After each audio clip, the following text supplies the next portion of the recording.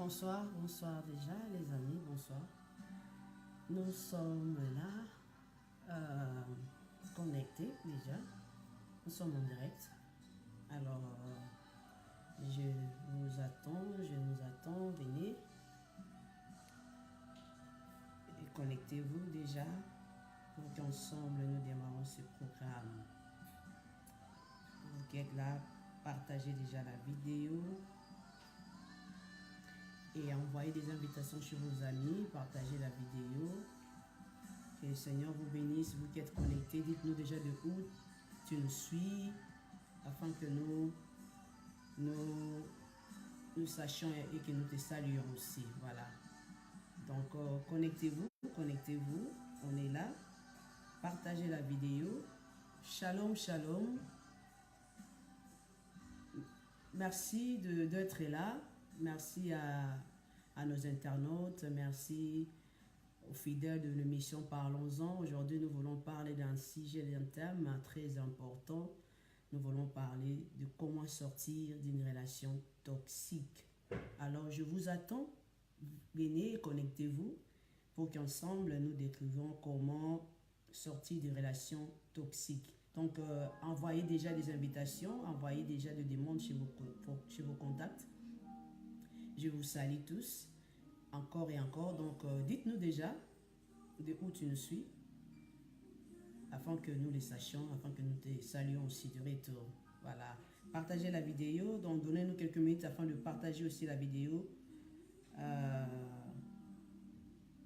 Afin qu'un plus grand nombre de gens bénéficient de cette grâce. Voilà. Donc, vous qui êtes connectés, dites-nous déjà de où tu nous suis et puis partage la vidéo. Voilà, partagez la vidéo, partagez la vidéo. Partagez la vidéo dans vos groupes.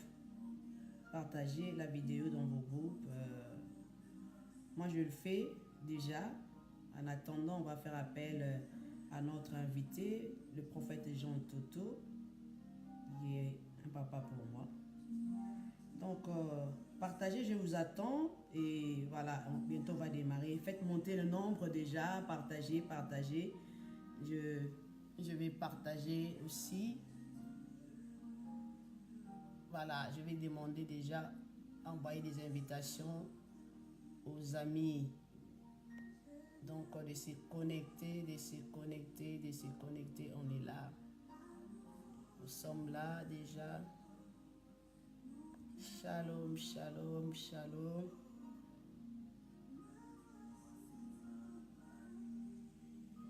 Shalom, shalom, shalom déjà.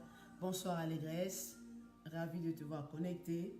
Partage la vidéo Allégresse et puis voilà, invite tes amis aussi de se connecter. Voilà, partagez la vidéo. Partagez la vidéo. Nous voulons vraiment démarrer. Juste faites monter le nombre, donc jusqu'à 10. En attendant, je vous attends de faire monter le nombre. Voilà.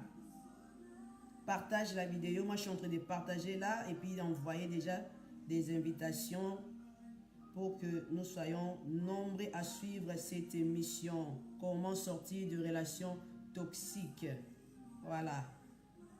Très important car aujourd'hui nous avons plein de relations et qui nous apportent trop de problèmes, beaucoup de problèmes parce que des fois on ne sait pas définir nos relations. Nous embrassons toute relation qui se présente et du coup ça nous cause aussi beaucoup de problèmes. Faites monter le nombre, je vous attends et puis on va démarrer. On est jusque là à 5 seulement, donc je vous attends. Faites partager la vidéo. Moi aussi je fais la même chose. Là, je suis en train de partager la vidéo. Et puis voilà, on va démarrer. On va démarrer et puis on va appeler notre invité. Que le Seigneur vous bénisse, vous qui êtes déjà connectés. Que le Seigneur vous bénisse, toi qui es connecté. Dites-nous déjà de où tu nous suis et partage la vidéo. On va démarrer tout de suite là. On va démarrer bientôt là. J'attends juste qu'on arrive à 10 et puis on va démarrer là.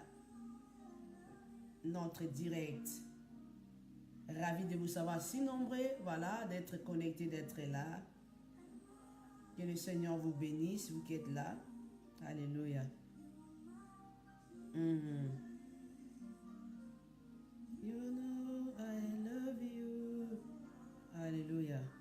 I carry my love. Faites monter alors le nombre, je vous attends jusqu'à 10. On est encore 7. Partagez la vidéo. Invitez vos amis d'être connectés. J'attends. Partagez dans vos pages, dans vos groupes. Voilà. Et puis on va démarrer notre direct. Comment sortir de relations toxiques? Je te salue, aigle. Je te salue, aigle du ciel. Merci d'être connecté. Partagez la vidéo. Invitez vos amis. On va parler de comment sortir de relations toxiques. Voilà. Un sujet très important. Stéphane Kalunga, homme de Dieu, shalom, prophète de Dieu. Shalom, bientôt, vous serez mon invité. Que le Seigneur vous bénisse. Partagez la vidéo, prophète. Invitez vos amis. Maud, bonsoir. Partage la vidéo, invitez vos amis. J'attends jusqu'à 10 afin qu'on démarre directement. On a encore 8. Donc, je suis en train d'attendre un peu que le nombre monte encore. Et puis, on va démarrer avec le prophète Jean Toto. Vous qui êtes déjà connectés, dites-nous déjà de où tu nous suis afin que nous te disons bonjour, bonsoir. Merci beaucoup, Aigle. Merci beaucoup, ma soeur Clara. Merci beaucoup. Partagez la vidéo, invitez vos amis. On veut parler du comment sortir de relations toxiques. Si on arrive à 10, on démarre. Je vous attends. Que le Seigneur vous bénisse, vous qui êtes connectés déjà. Vraiment, c'est une joie immense de vous savoir si nombreux de partout. Vous nous suivez cette émission. On reçoit vos feedbacks. Donc, vraiment que le Seigneur vous bénisse. Alors, on va démarrer. Je vais faire appel. Donc, j'attends qu'il accepte l'invitation déjà.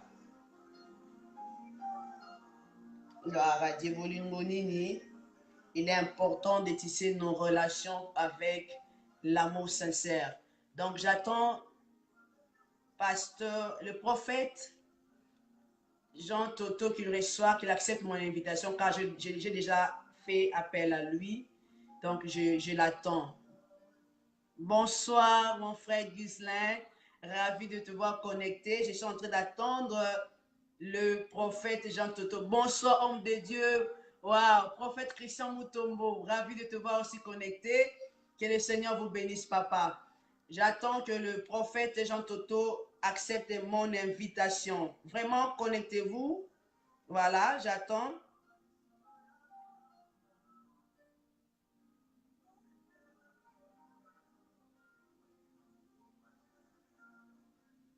Donc, voilà, on va essayer de revoir encore pour faire appel au prophète.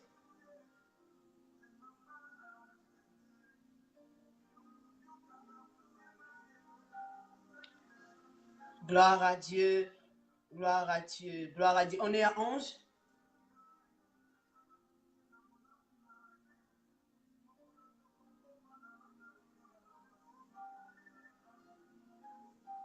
Bonsoir, bonsoir. Donc, voilà, je suis en train d'attendre l'appel et puis on va démarrer l'émission. Que le Seigneur vous bénisse. Vous êtes nombreux. Partagez la vidéo.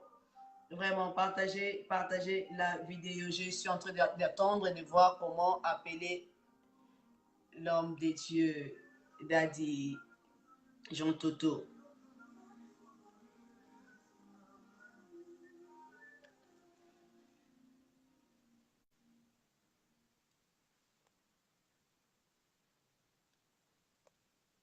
Essayez, Daddy, de m'appeler encore. Je sais, c'est moi, je crois, si vous essayez encore, moi, je vais accepter. C'est bon. Essayez encore comme vous l'avez fait au début, là, c'était bon.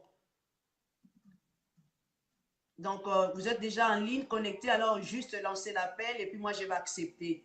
C'est bon, vous l'avez déjà fait, là, c'était bon. Relance l'appel, Daddy, s'il vous plaît. Voilà, sinon, moi aussi, je suis en train de voir comment vous appeler. Si vous êtes connecté, ça va m'arranger. Alors, excusez-nous, donc on est en train de voir comment rejoindre l'homme de Dieu. Voilà, il était là déjà, donc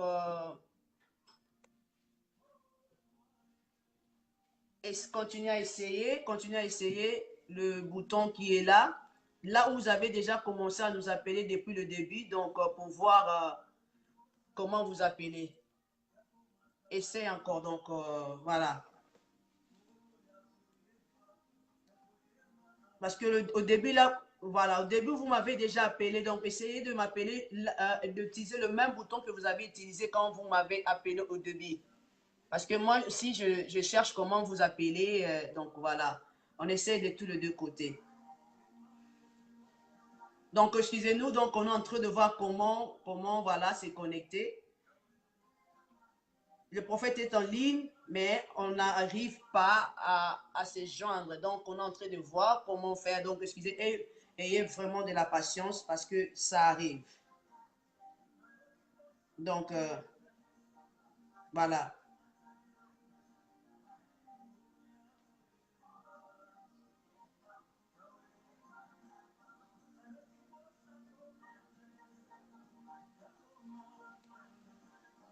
Donc, on va essayer de voir comment trouver la solution parce que vraiment, excusez-nous. Donc, voilà.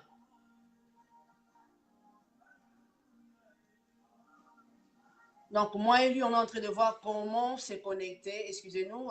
Donc, voilà. On va essayer de revoir et de revoir et de revoir. Donc, voilà. Vraiment, il y a de la patience parce que on va toujours essayer de voir comment, voilà. Moi, je appelle maintenant. Donc, voilà. Daddy, moi, je vous lance déjà. Je vous ai lancé l'appel. Donc, acceptez. C'est bon, moi, je vous ai lancé l'appel maintenant. Donc, il attend seulement que vous acceptez mon invitation. Donc, si vous voyez mon appel, accepté parce que je vous ai... Voilà. Voilà. C'est la technologie, hein. Voilà. Désolé aux téléspectateurs, c'était la technologie, donc c'était pas. Je devais retourner mon téléphone. Bon, je suis à vous. Non, mais c'est pas grave, ils vont comprendre. Ok. Bonsoir, Daddy. Bonsoir, Majestic. Ça va? Ça va, ravi de vous voir, ça fait longtemps. Hein? Mais je suis là. Bonsoir au public. J'espère qu'on va passer une très belle émission et j'espère qu'ils seront très bénis. Amen. Ça fait très longtemps et puis bon, ça me fait un plaisir de vous voir en live. Ok. Ouais, je suis une fille bénie d'avoir de papa comme le papa Jean Toto. Voilà, donc une fierté pour moi. Et merci beaucoup. Je dois réussir dans la vie parce que mon père est là. Il faut. Vraiment. Allez, les amis, oui. Donc le prophète est là.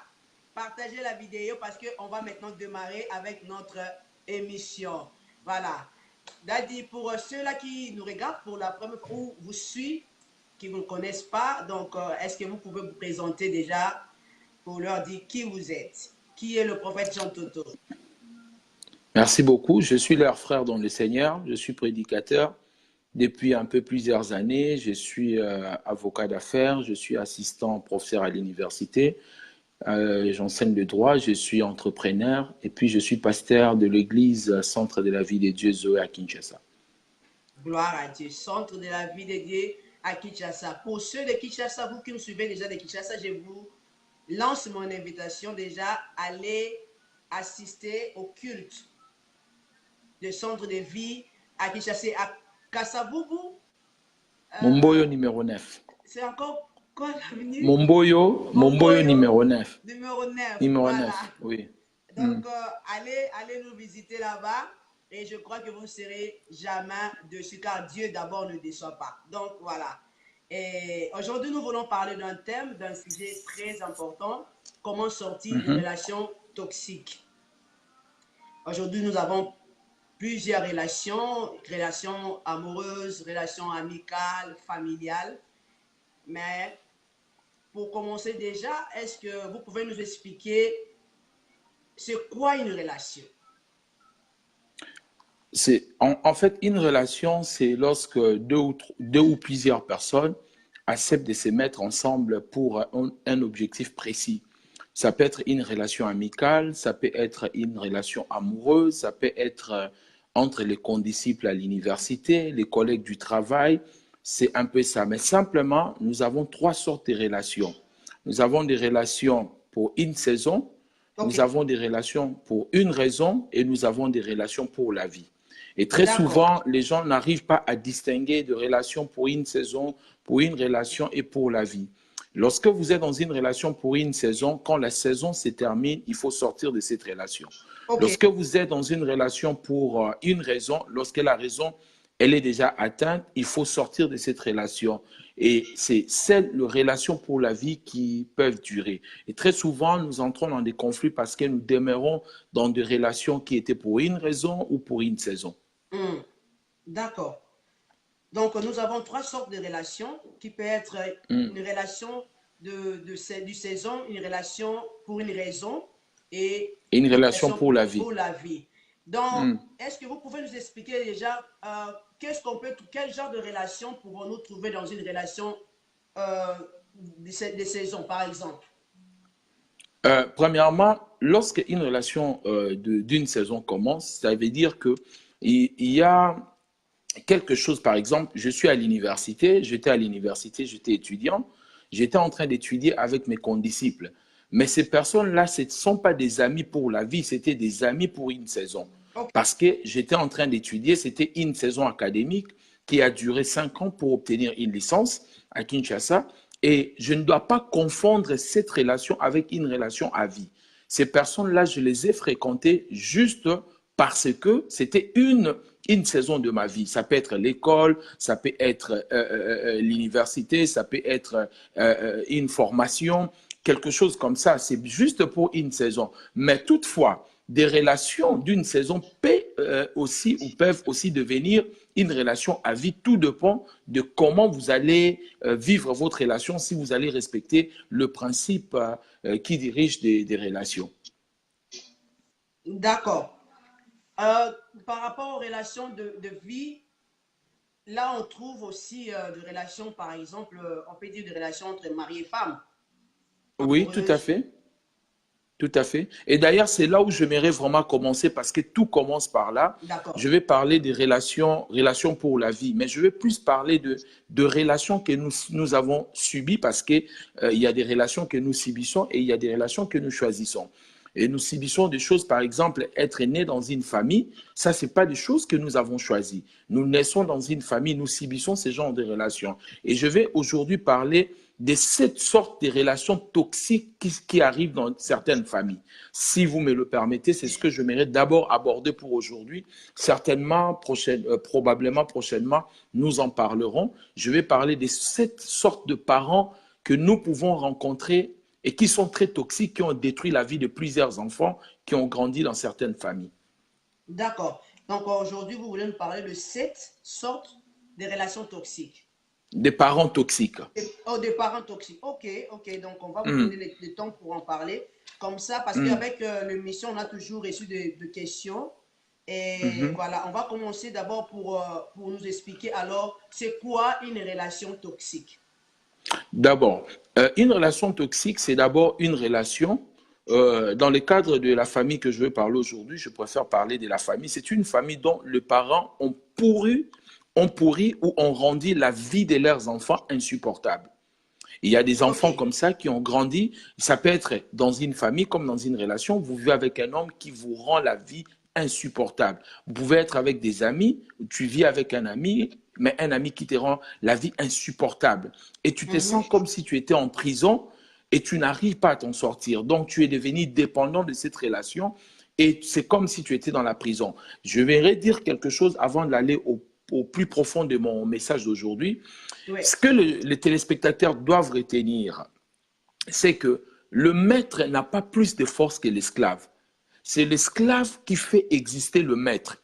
Dans une relation toxique, toi, tu deviens esclave Et la personne qui te domine, qui fait de sorte que, qui te pourrit, qui est en train de te pourrir la vie, cette personne devient comme un maître. Donc, maître, maîtresse, comme vous voulez. Donc, maître. Alors, qu'est-ce qui se passe? Lorsque l'esclave n'est plus là, le maître n'existe pas. Si je suis maître d'un esclave, on m'appelle maître parce que l'esclave est là.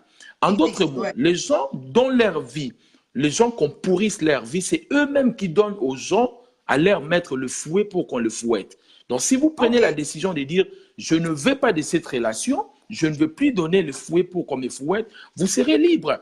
Et beaucoup de gens sont dans des prisons de relations parce que ne comprennent pas la force du maître, c'est l'esclave qui les lui donne.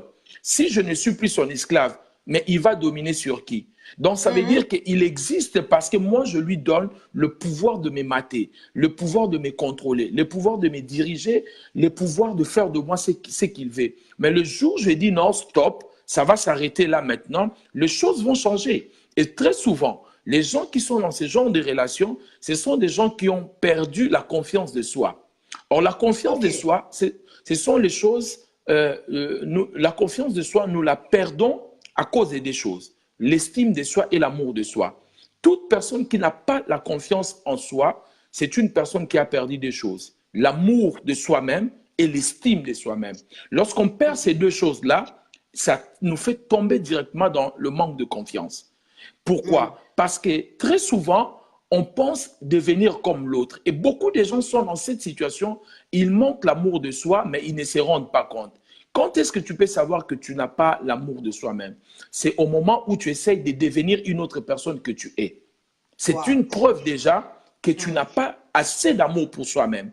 Je ne peux pas me réveiller comme ça. Un jour, je vais dire, je vais laisser ma barbe comme un musicien. Ça veut dire que je ne suis pas sûr de moi comme je suis là sans barbe. Je pense que si je me projetais, j'avais la barbe comme ces musiciens, ma valeur va augmenter et les gens vont me regarder autrement.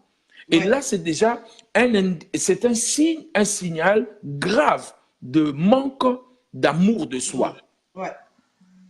Et ça va continuer comme ça par le manque d'estime de soi et ça va basculer dans manque de confiance. Beaucoup de gens sont dans le manque de confiance. Et souvent, les gens entrent dans des relations parce qu'ils sont en train de chercher à trouver ce qu'il manque.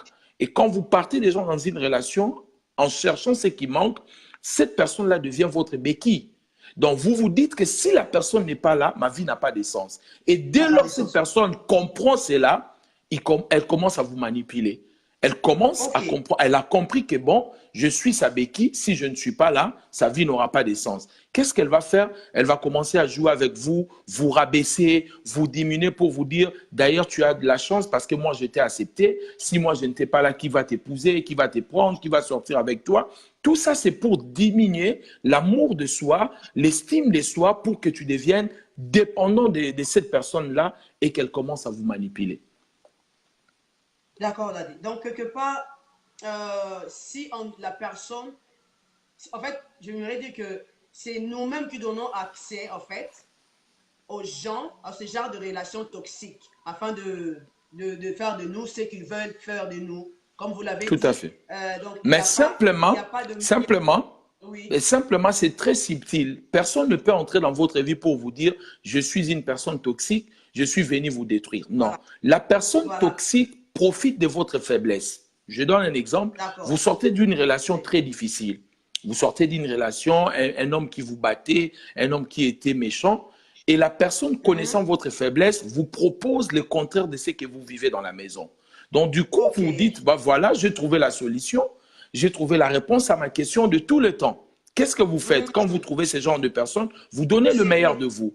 Alors, quand vous donnez le meilleur de vous, au début, ça commence bien, et après, la personne commence à vous manipuler pour que vous soyez dépendant d'elle.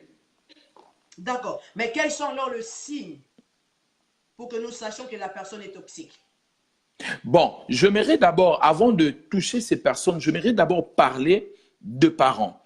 Premièrement, nous avons, je vais vous citer peut-être 7 si on aura le temps. Premièrement, nous avons deux parents. Nous tous, nous venons de quelque part.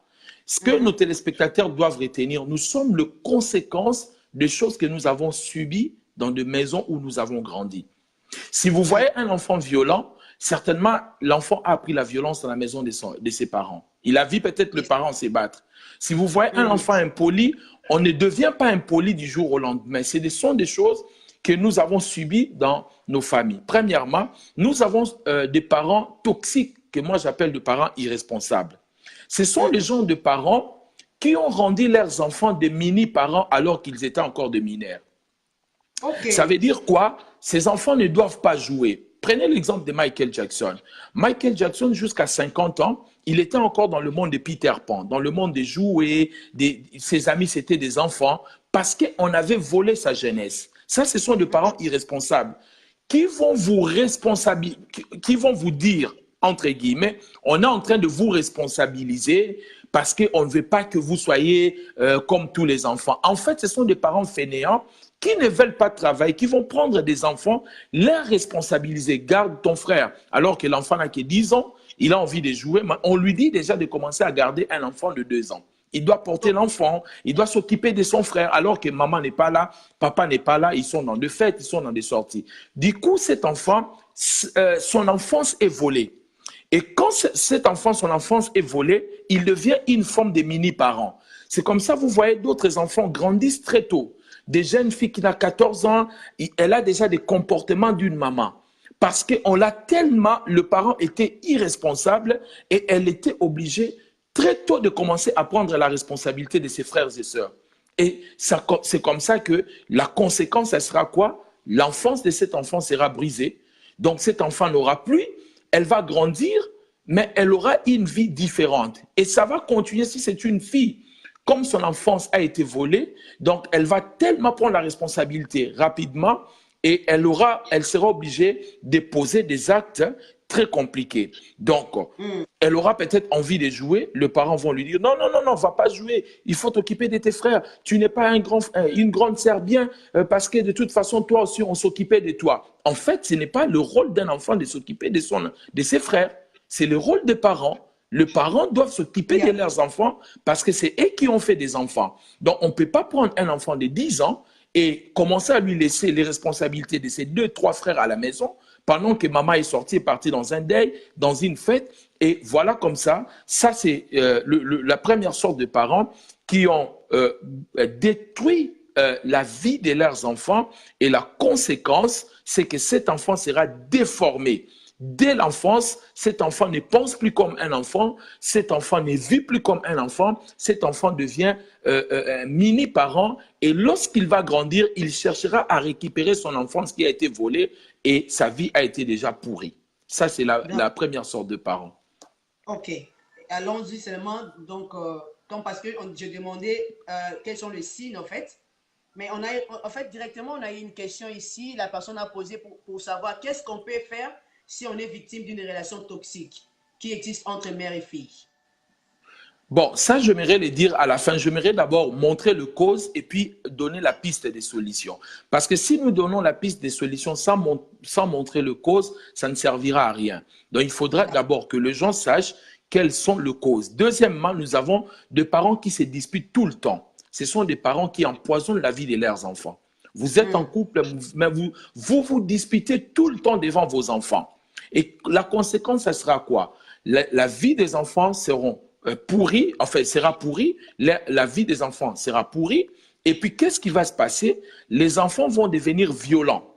C'est comme ça que vous allez voir des garçons qui grandissent, commencent à battre leur femme à la maison. C'est parce qu'il a vu son père battre sa mère à la maison. Vous savez, il est très difficile pour une fille qui a grandi dans une famille où elle voyait son papa se réveiller chaque matin à 6 heures, partir au travail, amener la nourriture, nourrir sa mère et ses enfants, aller épouser un gigolo. Ça sera très difficile pour cette fille parce que c'est des choses qu'elle n'a pas vécues. Elle n'a pas cette information.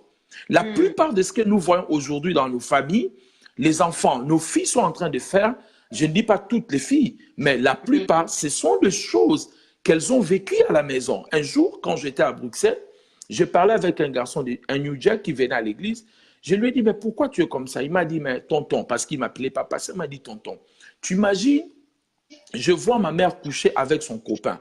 Je le vois très souvent parce que nous avons un studio. Et quand elle fait l'amour avec son copain, Leurs ébats sexuels, moi, je l'entends avec mes frères. Et notre argent des allocations, elle se permet d'acheter des vêtements à son copain. Alors, qu'est-ce que je vais devenir? Je suis devenu un brigand, je suis devenu un voleur. Alors, les parents ne se rendent pas compte de ces choses-là. Pour son plaisir, elle a sacrifié la vie de ses enfants. Elle a pourri la vie de ses enfants. Donc ça, c'est un parent toxique. Et malheureusement, ce sont des choses qui continuent.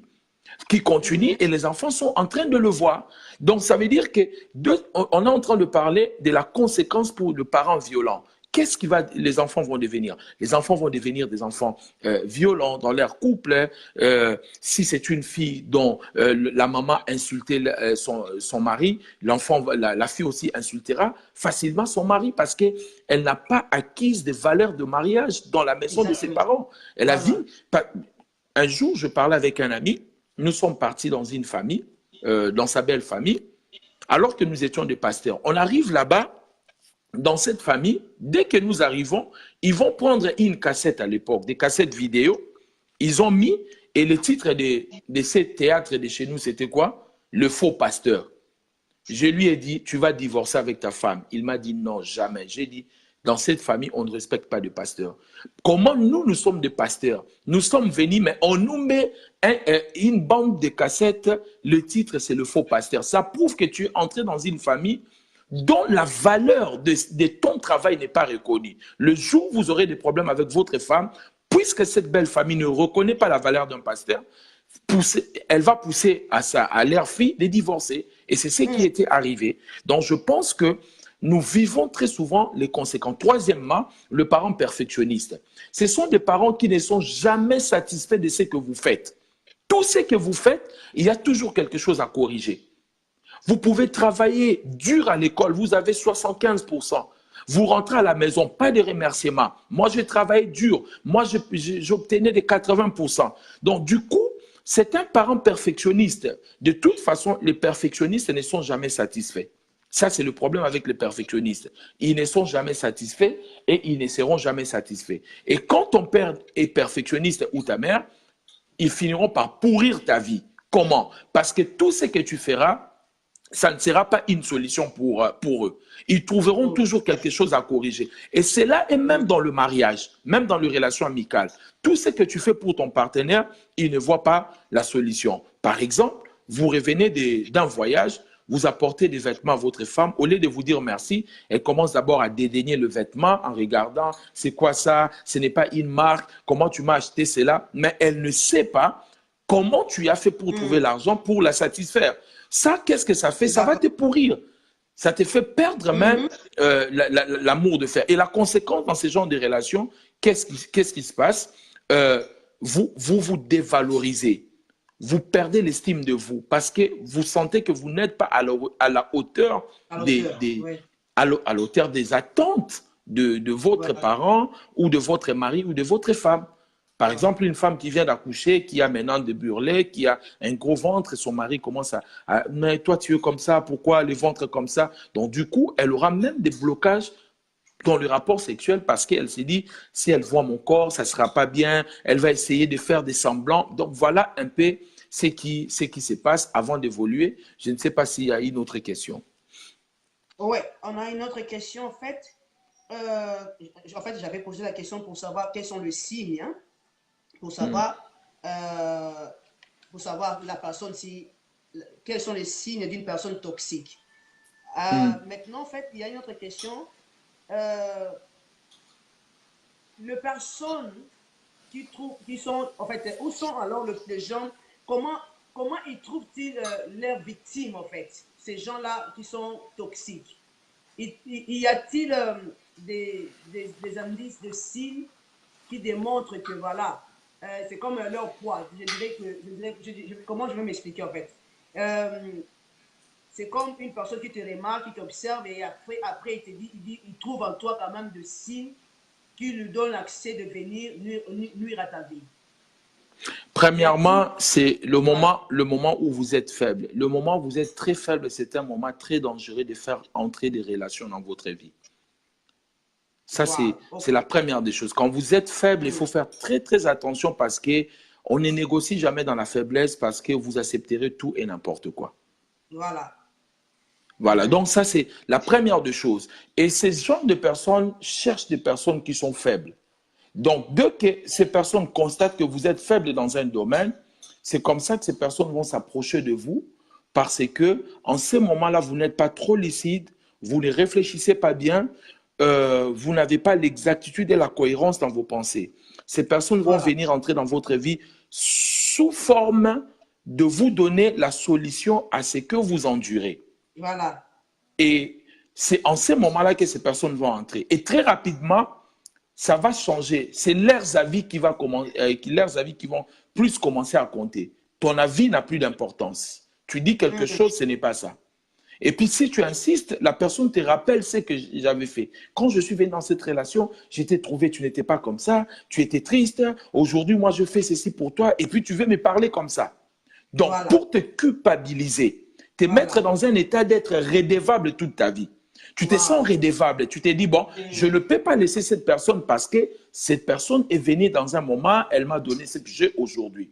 En fait, ce qu'elle t'avait donné, c'était juste pour te rendre redevable et que tu dépendes totalement d'elle. D'accord. Alors, comment vivre avec une relation toxique si vous voulez continuer à vivre avec une telle personne, dans une telle relation? Bon, c'est déjà difficile parce que comme c'est une relation toxique, vous ne pouvez pas vivre avec cette personne parce que le mot toxique, c'est du poison. C'est une personne qui est en train de te pourrir la vie. Parce que nous avons des endroits, par exemple, on a un dépôt et on a aussi une poubelle. Dans les deux choses, on peut mettre les choses. Dans une poubelle, on peut mettre les choses. Dans un dépôt, on peut mettre les choses. Mais qu'est-ce qui se passe? Dans les dépôts, on met des choses qu'on peut utiliser, mais dans une poubelle, on met des choses qu'on ne peut pas utiliser. Si vous pensez que votre cœur est une poubelle, acceptez des personnes toxiques. Prenez toutes les saletés qu'on peut jeter en vous. Mais si vous pensez que vous n'êtes pas une poubelle, vous êtes un dépôt, cherchez des bonnes personnes qui vont s'aimer des bonnes choses en vous. N'oublions pas que nous n'avons qu'une seule vie. Et cette vie a une espérance de vie, on a une espérance de vie de 75 ans. Quand vous avez déjà vécu plus de 35 ans, vous avez vécu la moitié de votre vie, il vous reste la moitié de votre vie. Ne permettez pas que votre vie soit totalement pourrie par des personnes qui n'en valent pas la peine. Il faut être apte de faire sortir les personnes vite. Mais les dangers avec le cœur, c'est qu'on fait entrer les gens facilement, mais on le fait sortir difficilement. C'est ça les dangers du cœur. Le cœur fait entrer les gens facilement, mais pour le faire sortir, ça devient un problème. Ça devient, voilà, il calcule maintenant, et voilà. Mais quelque part, dans un couple, dans une relation amoureuse, dans un mariage, comment faire alors? Comment faire? Parce que quand tu te retrouves face à un homme ou une femme qui est toxique, comment alors s'y prendre? Il faut absolument quitter les mariages, il faut divorcer. Est-ce qu'il n'y a pas à revoir? Est-ce qu'il n'y a pas à aller chercher peut-être un psychologue ou quoi? Donc, je sais pas, est-ce qu'il n'y a pas quelque chose à remédier dans une relation amoureuse, par exemple, dans un mariage, quand vous vous retrouvez face à une personne, à un partenaire toxique? Premièrement, je pense que tant que chrétien, notre première démarche, c'est de trouver d'abord la solution. On fait les pas, on va voir le parrain, on va voir le pasteur, on va, si possible, voir des experts en psychologie ou en relation en difficulté.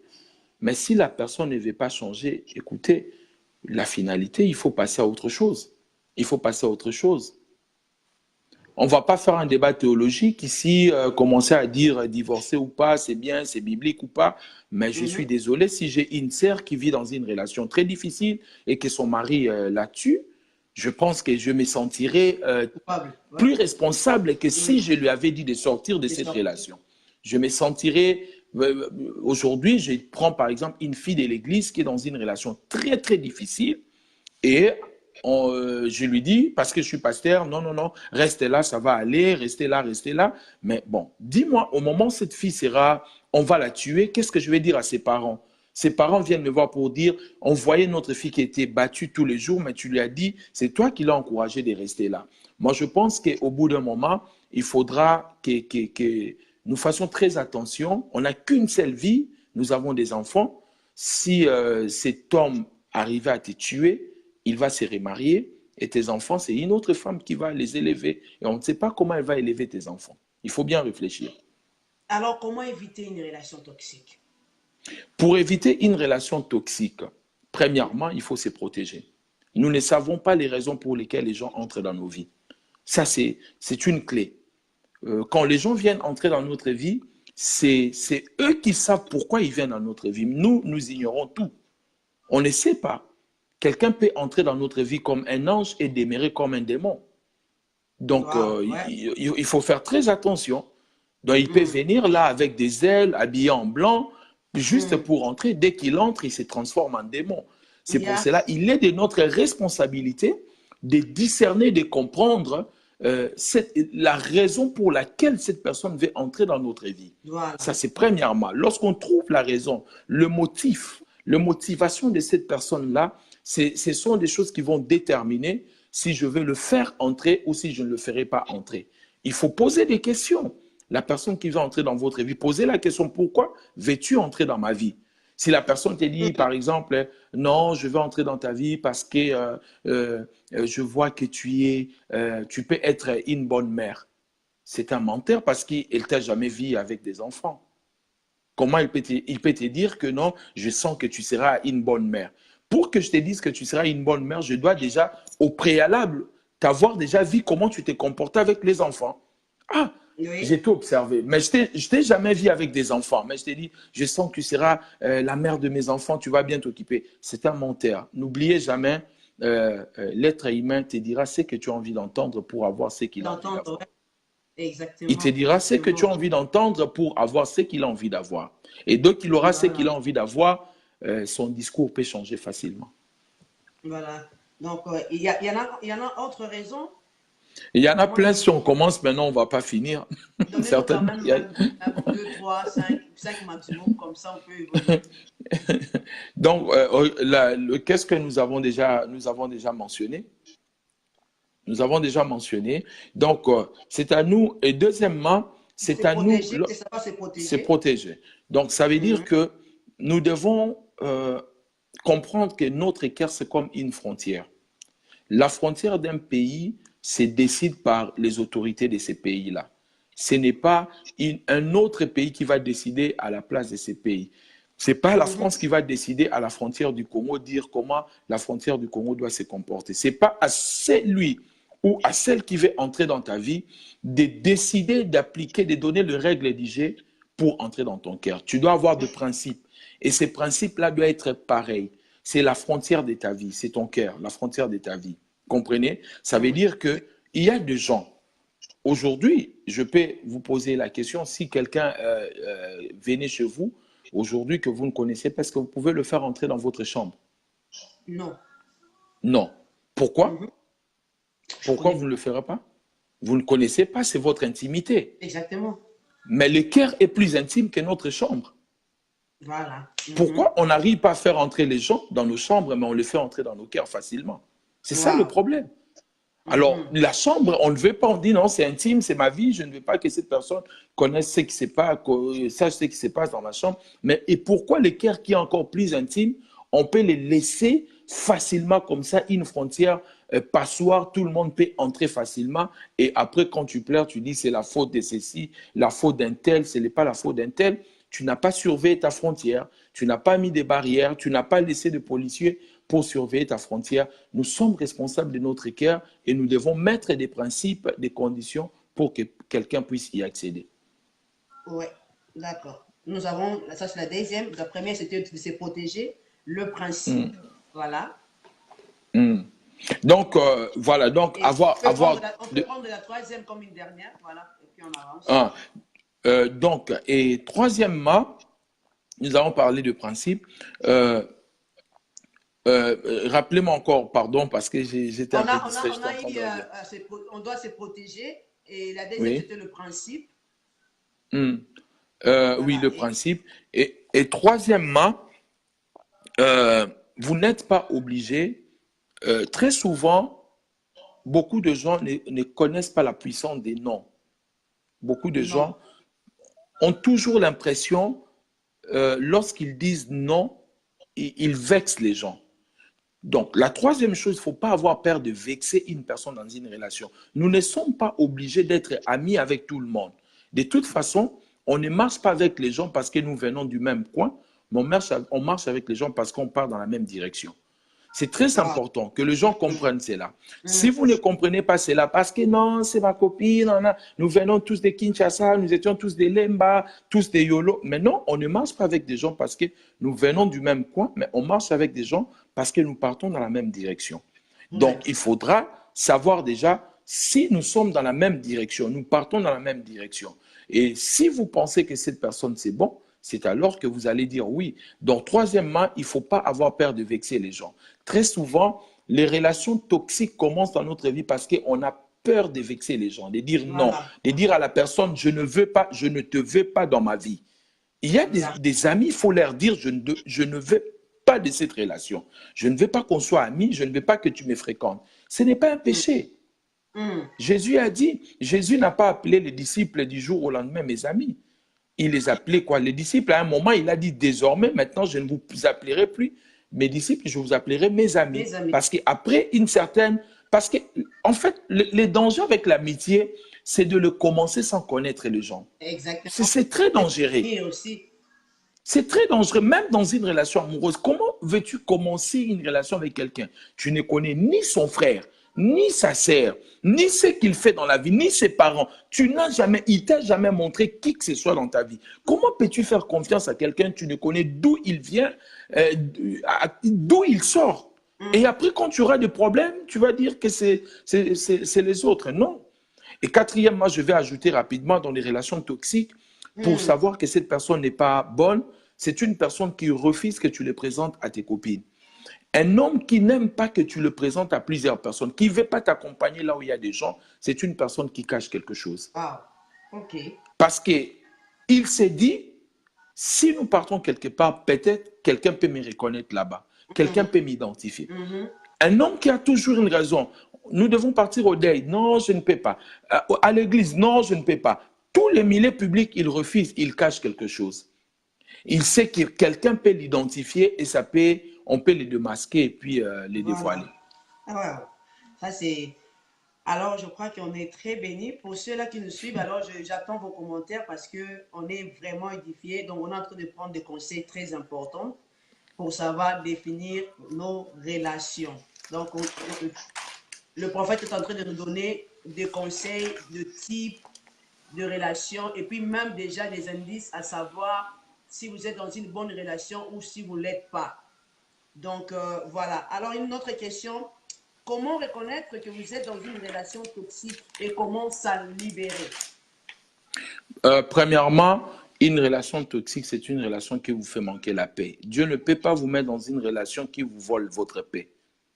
Ça, la paix et la joie sont des indices qui prouvent que vous êtes dans la bonne direction. Même quand vous souffrez, même si vous êtes dans un désert, Dieu vous donnera la joie, Dieu vous donnera la paix. Si vous manquez la paix, vous manquez la joie, ce sont des indices que ce que vous faites, Dieu n'est pas là. Ça, c'est même pas à réfléchir. Regardez, Jésus, avant de mourir, lorsqu'il est dans le jardin de Gethsemane, il commence à angoisser, il commence à avoir peur. Mais lorsqu'il a prié, Dieu lui a donné la paix et il a dit toutefois que ta volonté soit faite.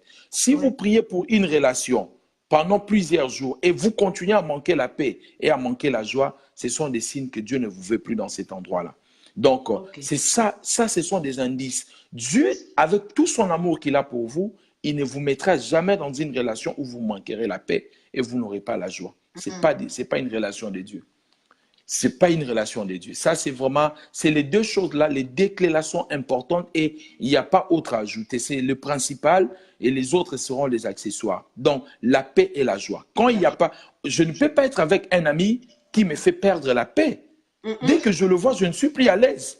Je ne peux pas être avec un homme ou une femme. Dès qu'il rentre à la maison, je perds ma joie. Dès que lui vient, moi, je dois sortir. Lui, s'il passe comme ça, moi, je pars à gauche. Ça, ce sont des indices qui prouvent que votre relation a un problème et probablement, c'est une relation toxique parce que vous n'avez pas la paix. Alors, comment s'en sortir? S'en sortir, premièrement, il y a beaucoup de principes. Peut-être on va évoqué beaucoup de choses. Premièrement, il faut en parler. D'accord. La confrontation. Très souvent, nous avons peur de confronter les gens, c'est pour cela le problème ne se résolve pas.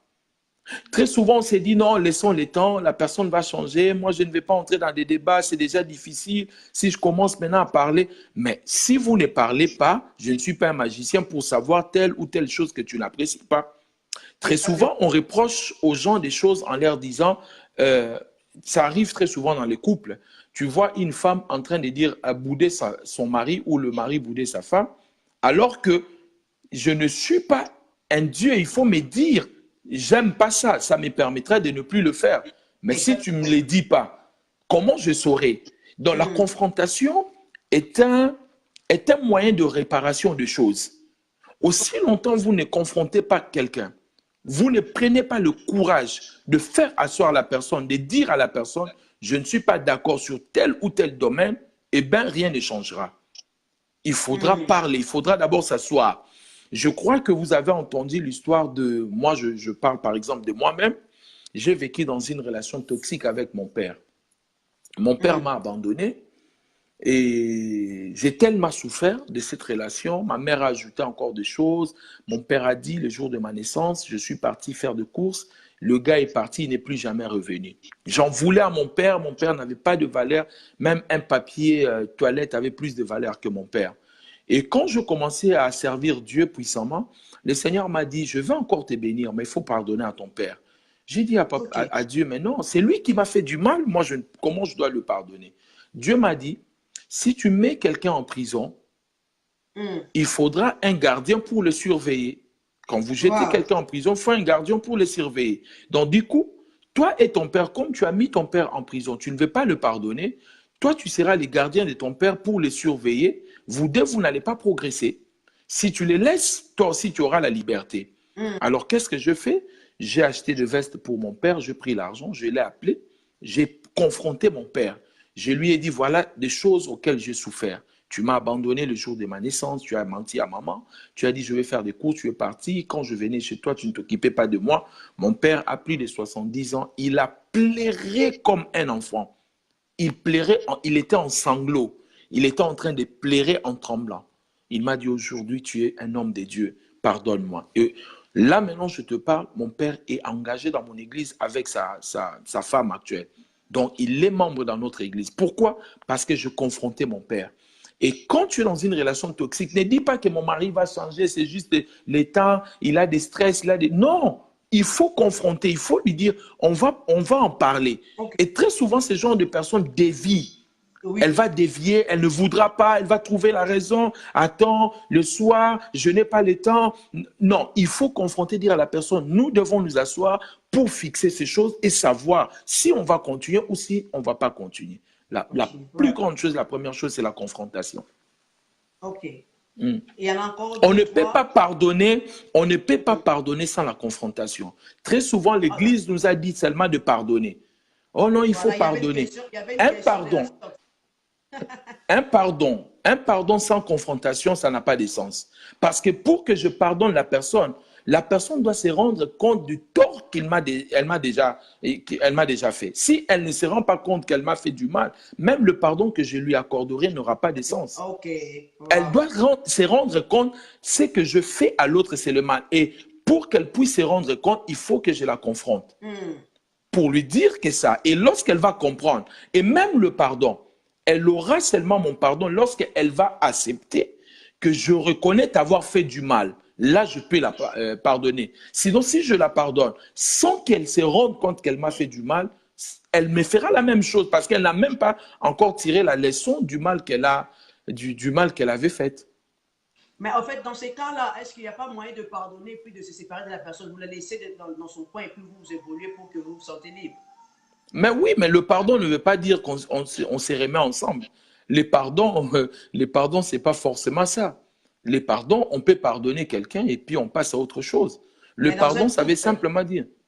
Mais oui, dans un couple, on n'arrive pas d'abord à se séparer. Parce qu'aujourd'hui, nous sommes des gens spirituels. Nous savons qu'il y a aussi des batailles au niveau spirituel. Dans un couple, on va d'abord dans des négociations, on va d'abord dans la prière, on va voir les parrains, on va voir le pasteur. Lorsque la personne ne veut pas changer, c'est en ces moments-là qu'on donne, on peut donner une forme, on peut préaviser la personne. Je ne sais pas si ça s'est dit aussi dans le couple, dire à la personne, en tout cas, je te laisse cette année, si tu ne changes pas, moi, je ne vais pas continuer cette vie, je vais prendre les enfants, je vais partir pour recommencer ma vie. Voilà. D'accord. De relations toxiques entre membres de famille, comment régler cela? Entre belle-mère, famille, frères et sœurs, parents, quand vous voulez aussi nous expliquer par rapport à cette sorte de parents toxiques. Non, je crois qu'à partir de cette question, on peut directement en parler. Le reste, parce que nous avons parlé de 3 et il nous reste encore 4. Donc, comment régler? Bon, je vais dire deux petites choses rapidement. Je vais le prendre sur le parent et ça peut aider beaucoup de gens, hein. Premièrement, je parle des parents dictateurs qui ont pourri aussi la vie de leurs enfants, qui ont rendu leur vie toxique. C'est des parents où les avis de leurs enfants ne comptent pas. Nous qui venons d'Afrique, nous avons vu cela. Tu veux faire la mécanique, ton père te dit non, moi je voulais toujours avoir un médecin dans ma famille, il faut faire la médecine. Alors que tu n'as ni la capacité, ni l'intelligence des mathématiques, de toutes ces choses-là, la chimie pour le faire. Mais le parent vont t'obliger à faire cela. Et la conséquence, c'est quoi? C'est que tu entreras dans une chose dont tu n'as jamais aimé. Cinquièmement, ce sont des parents violents dus aux prises d'alcool ou de stupéfiants. Moi, je vis très souvent beaucoup des enfants dont leur vie était pourrie, toxique, simplement parce que le parent rentrait tous les soirs à la maison ivre. Et quand il rentre ivre, papa rentre ivre, tape maman, insulte les enfants, et les enfants grandissent avec des blessures intérieures. Ça, c'est les genres de parents qui ont rendu la vie de leurs enfants vraiment très compliquée, où tu es encore jeune, mais tu étais obligé de garder des bières de ton papa, on t'appelait ton papa en train de faire pipi au coin dans le vêtement, il est tombé dans un trou, il faut aller le ramasser. Donc du coup, ça pourrit votre vie. C'est pas ce que vous voulez, mais le comportement de parents a fait de sorte que vous vivez des choses vraiment que vous ne soyez plus respecté ou respecté dans l'avenir, où le parent s'est battu dans l'immeuble, pendant qu'il s'est battu, c'est tout le monde qui est au courant, les gens vous ont même donné le nom dans les quartiers. Ça, c'est aussi une forme du poison que nous pouvons mettre dans la vie de nos enfants. Et je vais donner quelque chose très rapidement et puis je vais peut-être des parents violeurs. Les parents violeurs sont des parents qui ont touché leurs enfants. Tu lavais ta fille, tu commençais à toucher ta fille. Des parents qui ont commis de l'inceste. Des parents qui ont poussé leurs enfants à sortir avec des hommes pour l'argent.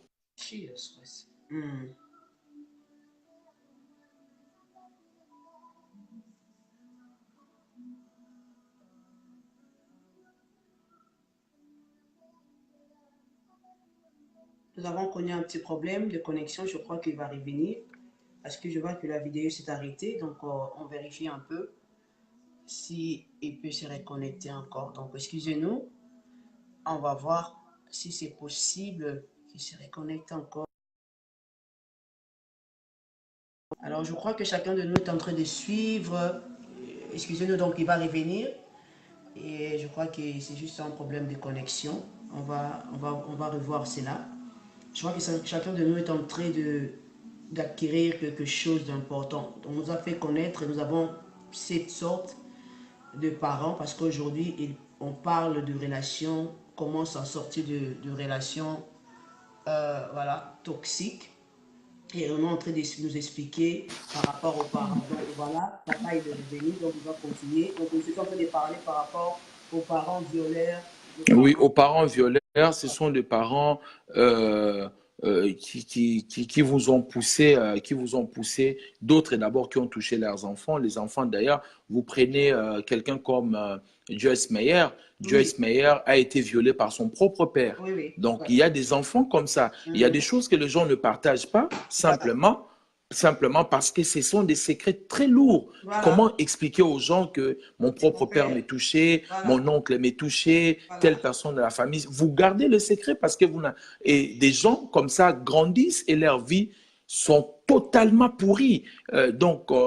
Parce que, conséquence, même quand tu t'es marié, j'ai traité un dossier d'une fille qui a été violée par ses propres oncles.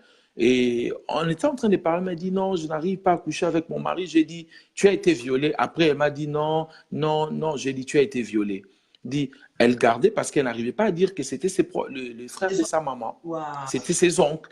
Et ce n'était pas un seul oncle, trois oncles qui l'ont touché.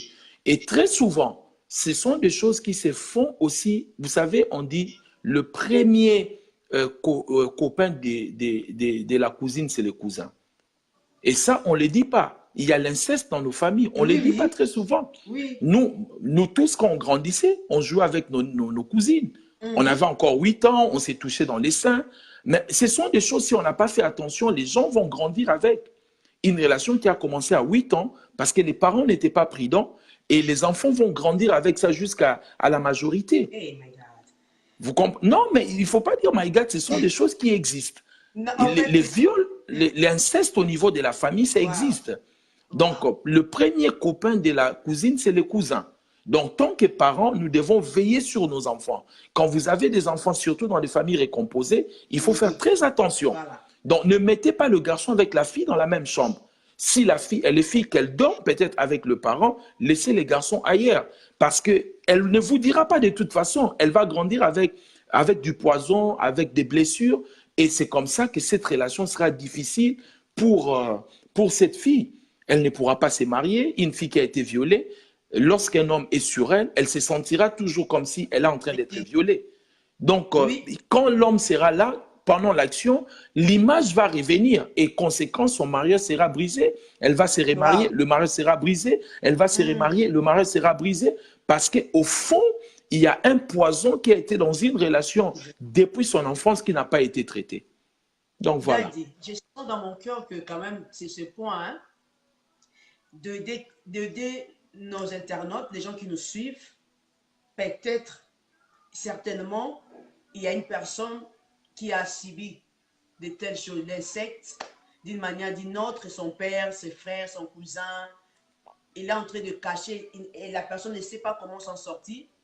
Je crois que c'est une occasion pour vous, pour nous, de lancer un message par rapport à ces gens-là. Comment ils Je peuvent vais donner un témoignage vraiment rapidement. J'ai traité les cas d'une sœur à Paris, ici même là où je suis à Paris. Cette sœur, quand elle grandissait, elle sortait avec son neveu. Ben, c'était vraiment une relation de 10 ans. Il s'est caché derrière le fauteuil quand le parent sortait. Il s'est touché, il s'est caressé jusqu'au point. Aujourd'hui, là, je vous parle, les relations continuent. Au point, quand cela a été connu dans la famille, on a envoyé son neveu à Londres, mais la sœur m'a dit, papa, je n'arrive pas à arrêter. Je suis très souvent mon neveu à Londres et on continue notre relation. On a même avorté 3 fois parce qu'on ne peut pas faire les enfants. Donc, ce sont des choses, les parents n'étaient pas prudents dès le départ, ils ont laissé les enfants, ils ont dit, ce sont que des enfants, laissez-les. Non, quand des enfants, des cousins, qui ont 6 ans, 7 ans, commencent à se toucher dans le corps, à s'embrasser, il ne faut pas dire ce sont des enfants, il faut déjà leur dire, vous êtes des frères. Ça ne se fait pas, vous ne pouvez pas faire ça. Tu ne peux pas regarder ton frère en train de se laver, ta sœur en train de se laver, parce que les conséquences finiront par venir et ça sera tellement lourd et que nous ne saurons plus comment le régler. Quelle étape alors prendre pour ces personnes-là qui sont passées par ces choses? Qu'est-ce qu'ils doivent faire? Comment ils peuvent s'en sortir, Daddy? Ça, on va proposer une autre émission parce que je sens que ça devient intéressant. On va Ah proposer ben une autre voilà. émission pour aider les gens. J'ai un programme de prière dans 27 minutes. Donc, si on Ok. continue, j'aurais voulu rapidement parler de comment se libérer des relations toxiques, mais je ne sais même pas si j'aurai le temps parce que Parce que c'est des peut-être questions quand même on a posées. Et puis on a juste une question encore en ligne là. laquelle. Euh, mais quand tu confrontes la personne et que la personne ne veut pas reconnaître et utilise les propos blessants à ton égard, alors que faire? La première des choses, quand vous confrontez une personne, elle trouvera toujours, ça je l'ai appris de Joyce Meyer, lorsqu'elle est partie confronter son père a commencé d'abord à crier. C'était de ta faute, on va d'abord essayer de te culpabiliser. C'était de ta faute, c'est toi-même qui le voulais, c'est toi-même qui nous a poussé à faire ça. Parce que le danger dans ça, c'est que la personne ne veut pas reconnaître sa faute. Donc, la personne va commencer par vous culpabiliser. Mais ce qu'il faut comprendre d'abord, la colère, la haine sont des déformations qui prouvent qu'il y a quelque chose qui a été brisé dans notre enfance. Certaines attitudes que nous pouvons avoir, la colère, la haine, la méchanceté, la jalousie, toutes ces choses-là prouvent qu'il y a une déformation lorsqu'on était en train de grandir. Et on ne se rend pas compte de cela. Qu'il y a quelque chose, les actes qui ont été posés, ça nous a déformés. Moi, je vous l'ai dit, je viens de vous le dire avec mon propre père. Je ne savais pas c'est quoi un père pour moi. L'amour d'un père, je ne le connaissais pas. Et pour les jeunes filles qui ont été abandonnées par leurs parents, leur papa, la conséquence, c'est qu'elle peut avoir 16 ans, mais elle veut sortir avec un homme de 40 ans. Le problème, ce n'est pas l'amour d'un homme, mais l'amour du père qu'elle n'a jamais connu. Elle est à la recherche de cet amour-là. Donc, du coup, les gens de sa génération ne vont pas lui donner le vide qu'elle n'a jamais connu de son père. Donc, elle veut être dans une relation avec un homme de 45 ans. Cet homme, en même temps, c'est un amour, en même temps, c'est un père qui va le combler. Donc, c'est un peu, ce sont des choses, quand vous le voyez, le comportement humain prouve les choses qui ont été déformées en nous. Il suffit de regarder quelqu'un, de voir comment il se comporte. Si vous l'étudiez très bien, vous verrez que cette personne a été déformée d'un poison dans une relation. Et parce que je vous donne un exemple, probablement je vais clôturer par là, la trahison. Quand vous êtes trahi, la première pensée, vous en voulez à la personne qui vous a trahi. Et la deuxième chose, vous en voulez en vous-même.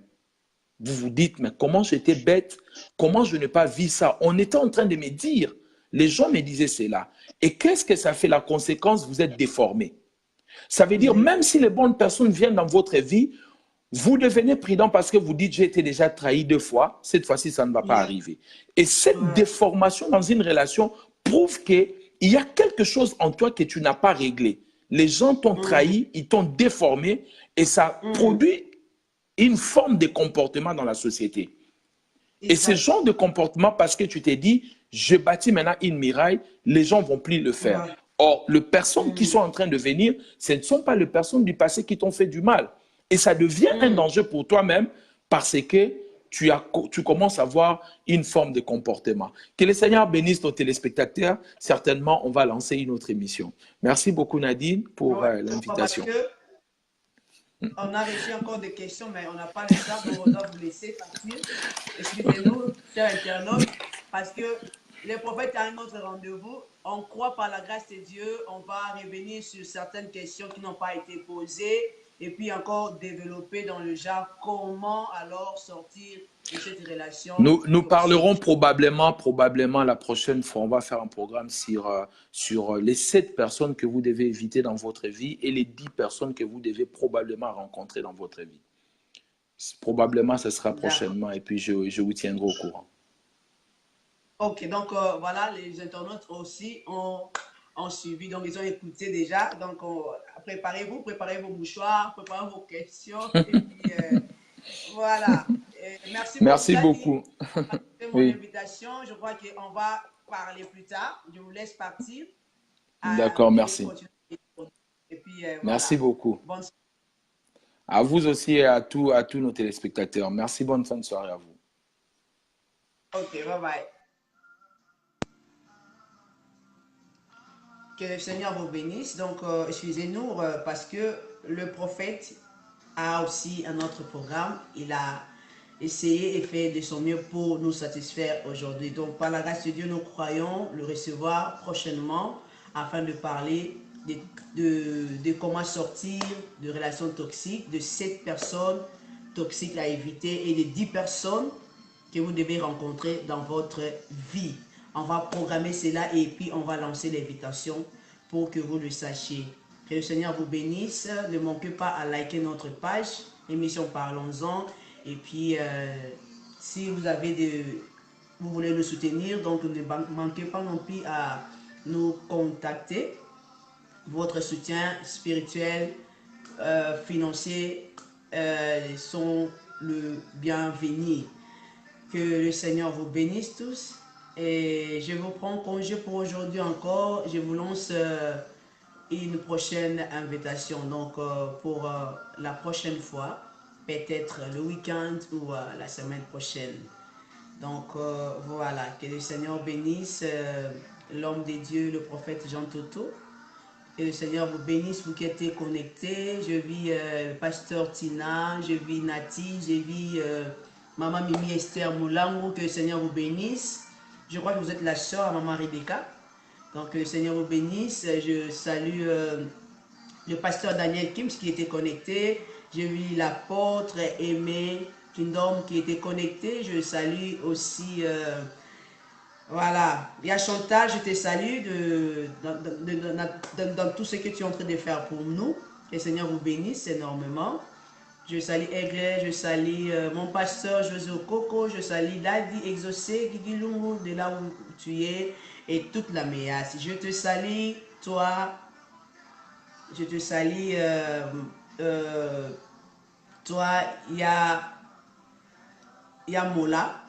Mon vieux Popol Mola, pour tous tes conseils. Merci beaucoup parce que toi, tu es un héros dans l'ombre, donc tu es toujours là pour m'apporter ton conseil. Je te salue, Maman Sophia. Merci beaucoup, héritier, l'apôtre, mon fils, l'apôtre, le voyant. Que le Seigneur te bénisse. Donc, voilà. Je t'aime beaucoup et tu sais combien je t'aime. Allégresse, je t'aime. Que le Seigneur te bénisse. Voilà, quoi encore? Ce week-end, nous avons une conférence au Luxembourg avec le pasteur Myriam et l'évangéliste Lise Manzambi. Pour ceux du Luxembourg, ne manquez pas. Pour ceux des alentours aussi, ne manquez pas à cet grand événement.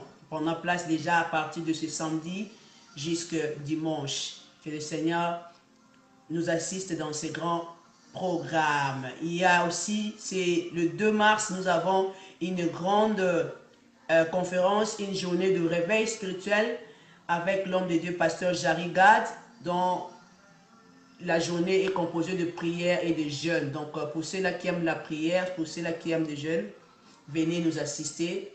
Et nous croyons qu'à travers la prière, Dieu fera énormément du bien pour ce grand pays de Néderlande, Hollande, Pays-Bas.